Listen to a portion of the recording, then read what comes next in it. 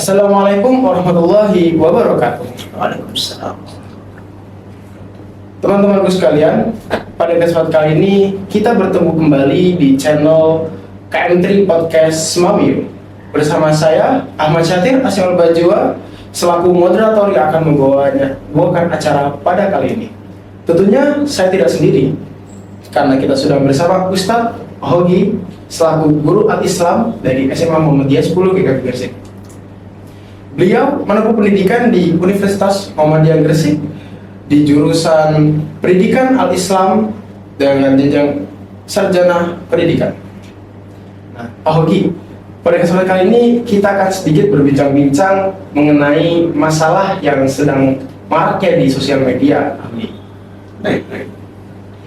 Salah satunya ada di sekolah negeri itu memberitakan bahwasanya ada kepala sekolah yang melakukan tindakan fisik kepada siswanya karena diduga melakukan tindakan merokok, Pak.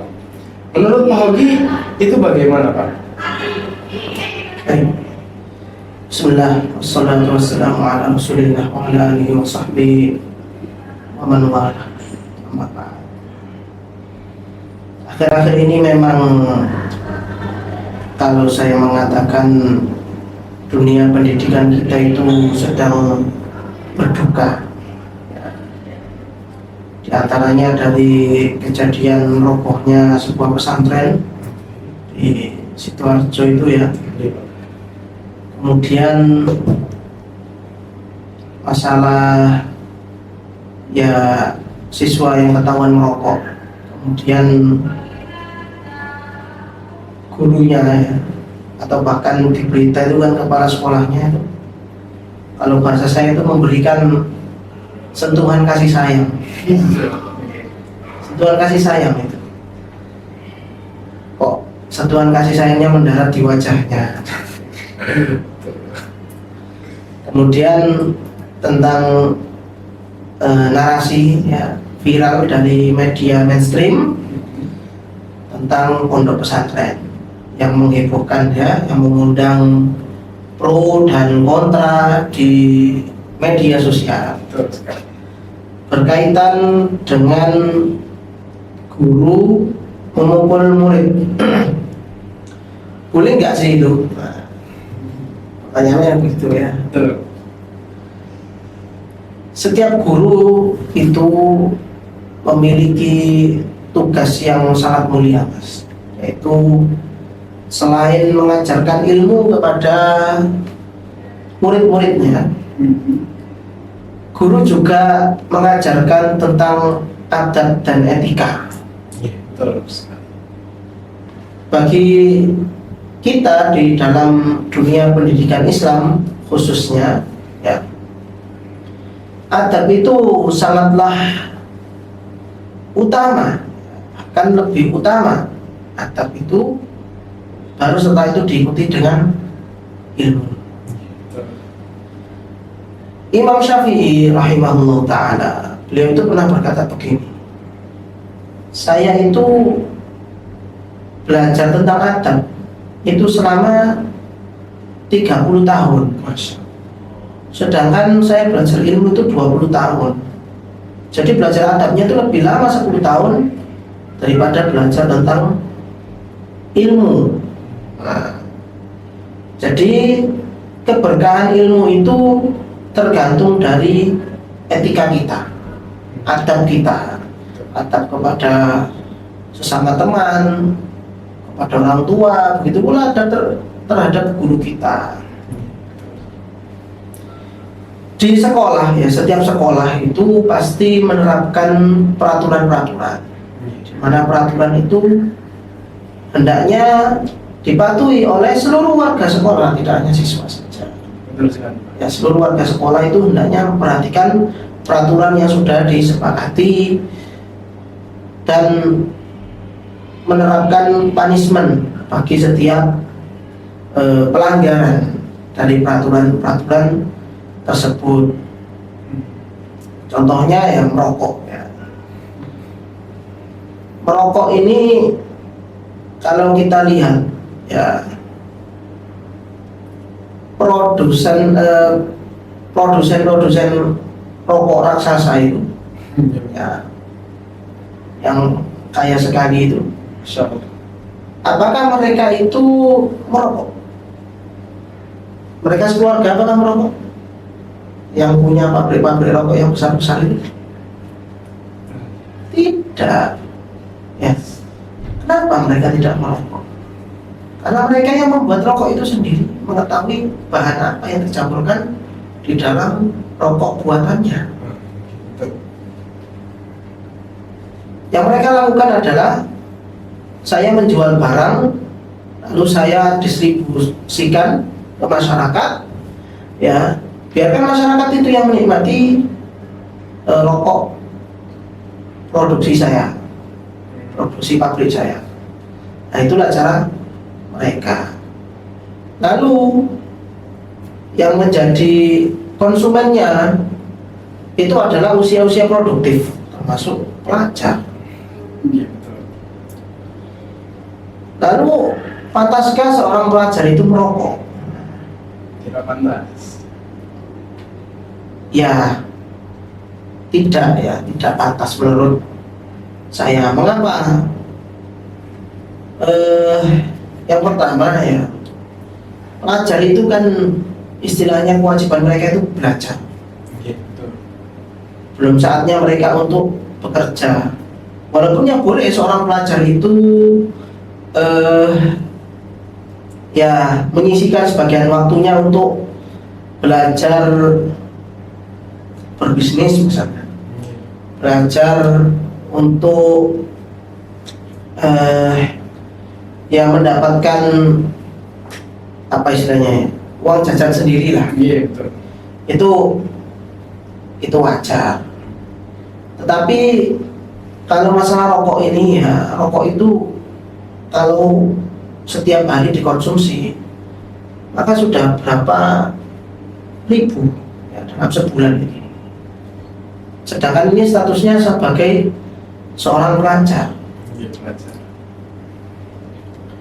Apalagi pelajar ini masih belum masih belum bisa untuk mencari penghasilan sendiri, tapi dia karena merokoknya itu, bahasanya orang Jawa itu wakbes ya, rokoknya itu boros sekali tiap hari ya, seenggaknya 1 bungkus gitu. Sudah berapa itu ya harga rokok yang dikalkulasikan dalam 1 bulan? Ujung-ujungnya bagaimana? Ujung-ujungnya ya minta ke orang tua. Tetapi di zaman sekarang terkadang orang tua itu menormalisasikan hal tersebut dengan alasan anaknya sudah usia mendekati atau lebih 17 tahun. Jadi dinormalisasikan begitu.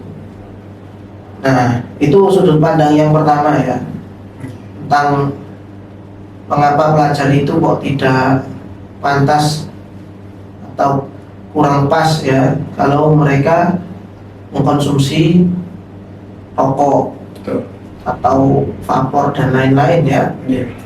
Lalu sudut pandang yang kedua ya sudut pandang agama ya, merokok itu mandorotnya lebih besar daripada manfaatnya, dan merokok itu membuat kecanduan. Oh iya, ada nikotinnya. Ya, dan nikotin di situ yang membuat orang itu kecanduan. Ya, kalau dia tidak merokok akan sulit mengontrol emosinya. Ya, itu ya, karena saya juga sering ya melihat bagaimana mereka para perokok aktif itu dalam mengkondisikan emosi mereka, terutama tatkala rokoknya itu belum tersedia ya. Jadi seperti itu, dan membentuk jiwa yang apa bahasanya itu lebih mementingkan kebutuhannya sendiri, kebutuhan rokoknya. Atau singkatnya lebih egois, Betul. lebih egois ya. Yang merokok di jalan, kemudian apa itu? Puntung rokoknya itu dibuang sembarangan, kemudian kena bajunya orang, kemudian bajunya lubang. Saya pernah seperti itu ya. Saya pakai baju, saya naik mobil, nah supirnya ini merokok. Supirnya ini merokok, kemudian ya ini opo udan ya bahasa Jawanya itu menyebar, menyebar itu. Abunya masih ada percikan apinya itu mengenai baju saya ya, otomatis baju saya lupa. Bahkan ada seorang tokoh agama itu, dia awalnya merokok kemudian berhenti merokok. Alasannya apa? Ketika dia merokok itu sarungnya itu kena rokok, jadi sarungnya yang mahal-mahal itu kena rokok bolong. Jadi dia berhenti merokok ya daripada bajunya bolong semua. Nah, orang merokok itu ya bisa dikatakan egois. Mereka merokok di sembarang tempat ya, contoh di kamar mandi. Betul. Kita yang tidak merokok, yang bukan merokok, masuk ke kamar mandi yang kasnya orang merokok di situ, maka sangat tidak nyaman bagi kita. Nah, itu ya lebih banyak madorotnya. Yang kedua, masalah halal, haram, makruh itu memang menjadi khazanah keilmuan ya di masa kini terkait tentang hukum rokok. Ya. Tetapi saya pribadi mengambil pendapat yang haram dengan alasan karena lebih banyak madorotnya daripada manfaatnya. Jikalau rokok itu baik, ya coba itu bapak-bapak para perokok itu, ini pesan saya ya, bapak-bapak para perokok aktif ya, coba Anda ajak istri Anda, anak Anda yang masih bayi untuk merokok. Kalau memang merokok itu baik, nyatanya kan tidak. Nah, itu secara logika kita. Nah, termasuk siswa yang merokok tadi, mungkin bisa juga disebabkan oleh faktor lingkungan. Dia merokok mungkin melihat temannya atau saudaranya atau bahkan orang tuanya merokok, kemudian dia ingin mencoba rokok itu kok enak gitu, akhirnya keterusan rokok. Di sekolah ya, jam sekolah itu kan dari jam 6:30 lah, jam 6:30 sampai jam berapa? Kalau di sini sampai jam 3:30 ya. Mungkin kalau mereka sampai jam 2 lah. Seorang perokok aktif, apakah dia bisa menahan untuk tidak merokok dari jam 6:30 sampai jam 2? Tidak bisa. Berat. Begitu pula yang dirasakan oleh pelajar tersebut. Dia merasa apa ya? Mungkin pikirannya sumpah kalau tidak merokok, akhirnya dia merokok di lingkungan sekolah. Entah itu kronologinya dia merokok secara terang-terangan atau sembunyi. Nah, kemudian kan ketahuan ya, lebih-lebih oleh kepala sekolah, kemudian dikasih sentuhan kasih sayang. Ya, sentuhan kasih sayang. Nah, boleh tak guru itu, apakah boleh guru itu memberikan sentuhan-sentuhan seperti itu kepada muridnya? Memang era kita ini telah bergeser. Dulu, orang tua dulu ya, mereka sangat percaya kepada pendidik anak-anaknya, ya, kepada guru anak-anaknya, sehingga apabila anaknya itu melakukan pelanggaran norma di sekolah, kemudian kok mendapatkan sentuhan, entah itu pukulan atau cubitan atau ya lain sebagainya, atau disuruh push up, disuruh squat jump dan lain sebagainya. Mereka memaklumi itu. Bahkan kalau anaknya lapor ke orang tuanya, "Pak, saya ini habis dipukul sama Pak itu, guru saya." Maka orang tua zaman dahulu itu memberikan sentuhan lebih orang tuanya. Jadi di sekolah udah dapat sentuhan kasih sayang, di rumah dapat sentuhan kasih sayang double. Itu di zaman dulu.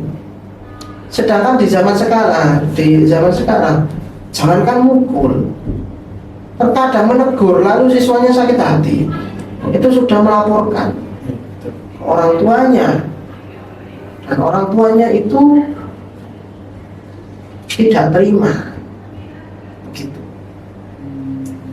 Ya, jadi harus ada komunikasi yang baik ya, antara orang tua dan guru, dan orang tua harus berperan juga dalam memberikan pendidikan kepada anaknya, terutama di rumah. Jangan sampai orang tua itu pasrah 100% kepada sekolah atau kepada pesantren, seakan-akan lembaga pendidikan itu bagaikan bengkel motor. Ini motor saya rusak, Anda bawa, ya, Anda servis bagaimana, terserah. Kamu servis bagaimana, pokoknya saya minta motor itu sudah beres motor itu. Ya, sudah tidak bisa diterapkan kepada manusia, kepada anak didik seperti itu tidak bisa. Harus ada komunikasi yang baik antara orang tua dan guru, termasuk kalau anaknya ketahuan merokok, ya. Jadi jangan dinormalisasikan pelajar itu menjadi perokok aktif. Nah, jadi itu ya, menurut saya.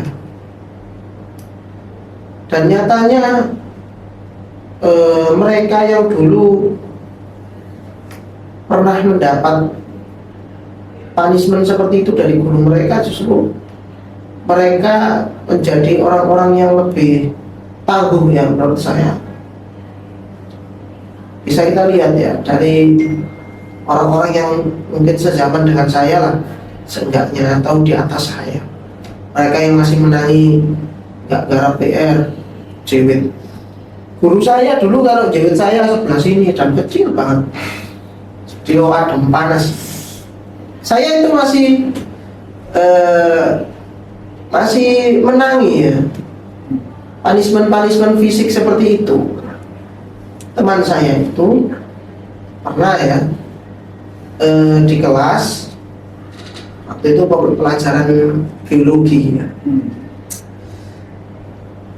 Guru saya waktu itu ada rapat mendadak di ruang guru, atas saya dan teman-teman dikasih tugas untuk mengerjakan beberapa soal di buku paket itu. Kemudian guru tersebut meninggalkan kelas. Ketika meninggalkan kelas, sebagian teman saya itu merasa enak kalau guru ini. Akhirnya wes ada yang lari-lari ya, ada yang wes, pokoknya apapun mereka lakukan itu karena senang tidak ada gurunya. Nah ternyata tidak lama gurunya itu kembali ke kelas, lalu melihat teman saya rame ya di kelas itu, bukannya mengerjakan tugas yang diberikan, malah dia tidak mengerjakan sama sekali dan membuat kegaduhan di kelas. Lantas apa yang dilakukan sama guru saya? Buku paket yang setebal seperti ini dipukulkan itu di kepalanya. Prak. Itu zaman saya dulu ya. Dan anaknya ya sudah terbiasa sepertinya mendapatkan seperti itu, dan dia tidak lapor kepada orang tuanya. Ya udah biasa-biasa aja. Terus kayak itu udah terbiasa gitu ya. Terbiasa ya, karena dia juga terkenal apa ya, terkenal nakalnya ya. Nah, sekarang dia udah nggak nakal ya. Nah itu. Tapi teman-teman saya yang seperti itu ya sekarang ya jadi ya, cita-cita mereka. Tapi ini bukan berarti kita ambil kesimpulan Ustaz tadi hari nakal aja dan sukses ya. Bukan ya. Maksud saya dulu hukuman seperti itu masih ada dan masih lumrah. Nah zaman sekarang ini sulit. Pernah kan dulu di tahun berapa itu mencubit karena tidak mengikuti sholat zuhur berjamaah, kemudian dilaporkan ke polisi. Ya, dilaporkan ke polisi. Waktu itu sempat ramai ya. Jadi ikatan para guru itu juga ikut bersuara. Bagaimana kita menciptakan generasi emas, sedangkan mereka itu senantiasa dinormalisasi tingkah laku penyimpangan mereka, tingkah laku kenakalan mereka. Akhirnya mereka menjadi generasi ya apa sebutannya generasi sandwich. Betul. Lemah. Generasi sandwich itu di zaman sekarang ya banyak dikeluhkan oleh para pengusaha itu. Kenapa? Mereka itu kerja nggak cocok dikit resign, nggak cocok dikit keluar. Lemah mental mereka. Kenapa? Karena mereka kurang disiplin. Terlebih masalah akhlak. Akhlaknya pendahulu kita dengan di zaman kita sekarang itu sangat berbeda. Maka hendaknya kita mengembalikan bagaimana cara kita mendidik, ya baik itu oleh guru maupun orang tua itu. Kita kembalikan ke nilai-nilai yang ada di dalam agama kita.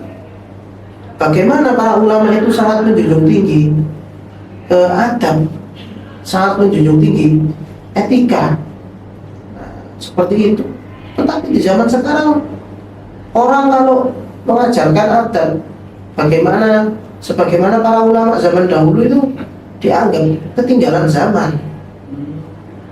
Dianggap yaitu tadi memunculkan feodalisme termasuk di pesantren. Oh iya, betul.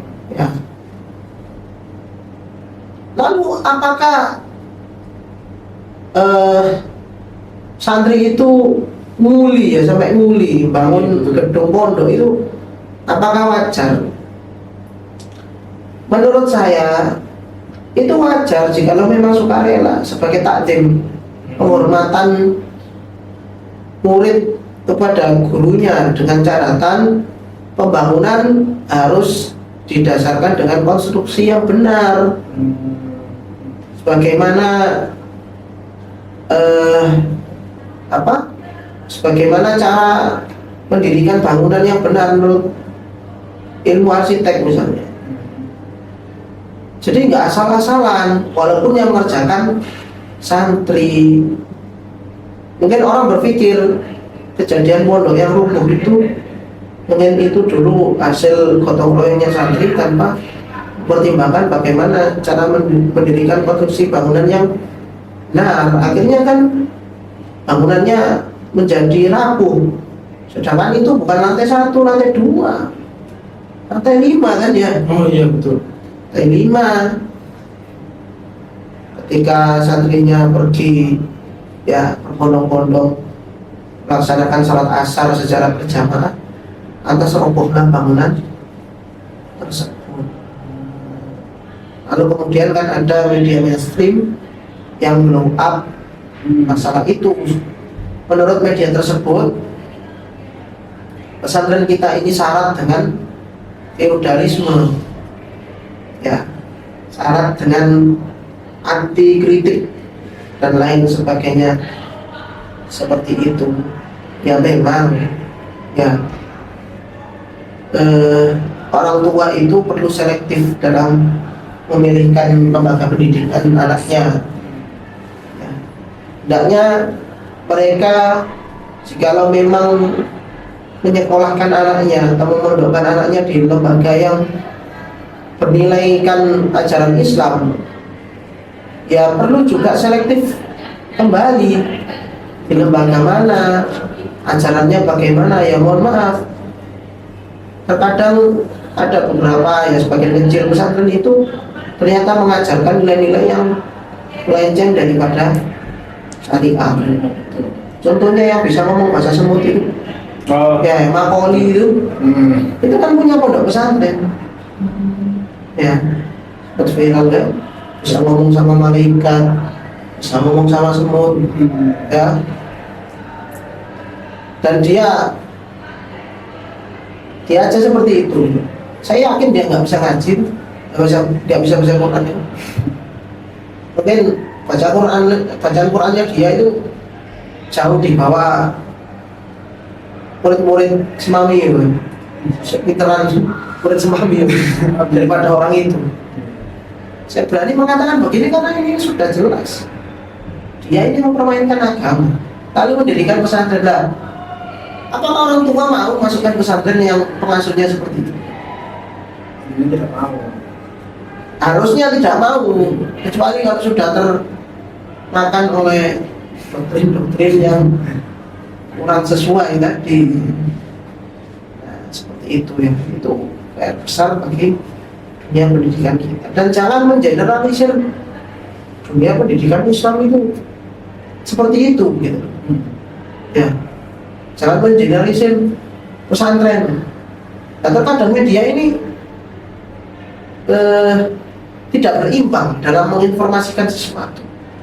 Kalau ada kejadian perkara yang terjadi di lingkungan pendidikan Islam, di sekolah Islam, di pesantren, itu yang mereka gaungkan itu apa?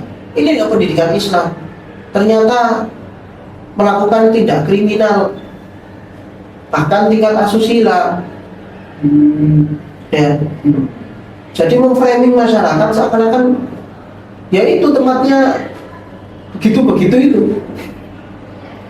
Nah, ini kan sangat merugikan kita, sangat merugikan kita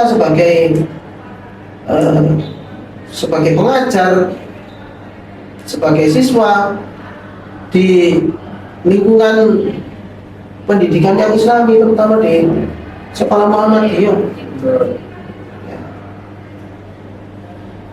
Jadi bahasa Al-Quran itu kan jelas ya di surat Al-Hujurat. Ya ayyuhalladzina amanu in ja'akum fasiqun binaba'in fatabayyanu. Wahai orang-orang yang beriman, jikalau datang kepadamu berita yang dibawa oleh orang-orang fasik, hendaknya tabayyun, cari informasi yang utuh. Terkadang media itu memotong-motong informasi sesuai dengan kehendak mereka. Tujuannya apa? Tujuannya supaya viral. Nah, kalau sudah viral di YouTube misalnya, penontonnya banyak, maka yang dapat keuntungan siapa? Ya mereka dapat untung, yang diberitakan mendapatkan kerugian. Itu ya tentang dunia pendidikan kita. Emang berbahaya itu ya media sosial ya. Iya, betul. Kayak apa, di video-video mungkin pondok-pondok yang sebenarnya bagus Ya. tapi karena mungkin ada sisi-sisi yang harusnya tidak perlu diumbarkan tapi malah diumbarkan, itu kan bisa jadi masalah juga. Ya, betul. Jadi semua lembaga itu memang ada plus minus, ada kekurangan. Tetapi saya yakin bagi mereka yang diamanahi untuk mengelola di situ, di lembaga tersebut, pasti dari kekurangan-kekurangan itu mereka akan berusaha untuk memperbaiki step by step. Dan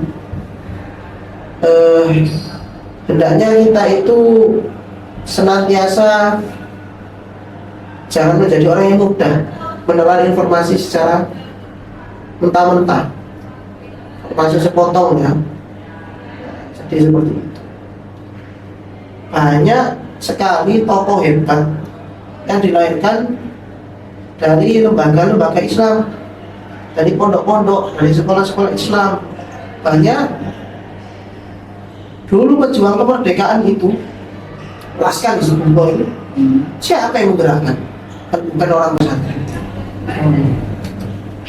Yang mempertahankan Indonesia dari kembalinya Nica itu, Terima kasih Pak Hogi atas kehadirannya pada podcast kali ini, dan juga teman-temanku semuanya yang telah menonton video ini. Terima kasih, dan jangan lupa untuk like, comment, subscribe channel KM Trismamio ini. Saya selaku moderator Ahmad Syatir Asim Al-Bajwa pamit undur diri. Wassalamualaikum warahmatullahi wabarakatuh.